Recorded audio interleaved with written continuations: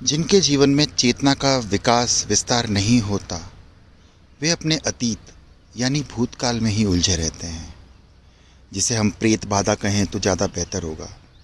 मनुष्य जब तक दिल यानी कि भावनाओं में उलझा रहता है, तब तक बुद्धि यानी कि मस्तिष्क का अग्रसर नहीं हो पाता, चेतना का विकास नहीं हो पाता।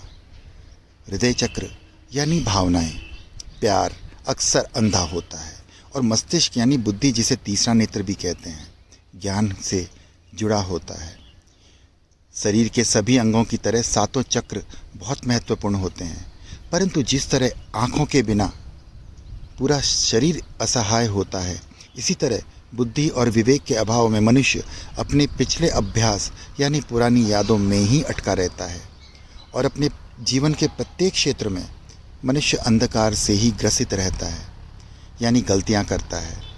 मस्तिष्क का संचालन रहता है तो प्यार भी प्रेम में बदल जाता है, पर्यटन भी तीर्थ बन जाता है, वेशभूषा में शालीनता आ जाती है, आहार भी सात्विक हो जाता है, पुरुषार्थ भी परोपकार सहित पराक्रम बन जाता है, संगीत भी भक्ति का रूप ले लेता है, बौद्धिक स्तर भी विवेकपूर्ण हो जाता है।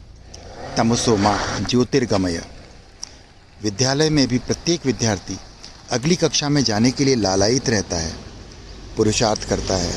उसी कक्षा में रहना उसके लिए मृत्यु तुल्य होता है। भूतकाल कभी वापस नहीं आता, उसे भूलना ही सार्थक है, और भविष्य एक कल्पना है जो कभी सत्य नहीं होती। वर्तमान में ही जीवन का लक्ष्य है। उसके लिए सर्वश्रेष्ठ गाना है पुराना, जिंदगी के सफ़र में गुजर जाते हैं जो मकाम, वो फिर नहीं आते। यादें विस्मृत कर दो, अनुभव तो साथ रहेगा ही। और दूसरा एक और गाना है, आगे भी जाने न तू, पीछे भी जाने न तू, जो भी है बस यही एक पल है। बीइंग इन द मोमेंट, क्षण में रहो। महावीर ने यही कहा है। ओम शांति। जय गुरुदेव।